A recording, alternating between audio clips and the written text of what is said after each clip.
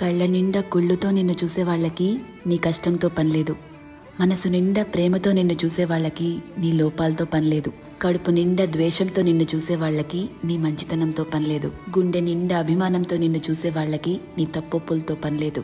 రక్తం నిండా కోపంతో నిన్ను చూసే వాళ్ళకి నీ పశ్చాత్తాపంతో పనిలేదు. వీళ్లే కాదు, నీ చుట్టూ ఉన్న ఇంకో 100 మంది నిన్ను 100 రకాలుగా చూడొచ్చు. వాళ్ళందరూ వాళ్ళ లోపల ఉన్న ఎమోషన్తోనే నిన్ను చూస్తారు. నిన్ను నిన్నుగా చూడగలిగేది ఆ పైవాడి తర్వాత నువ్వు మాత్రమే.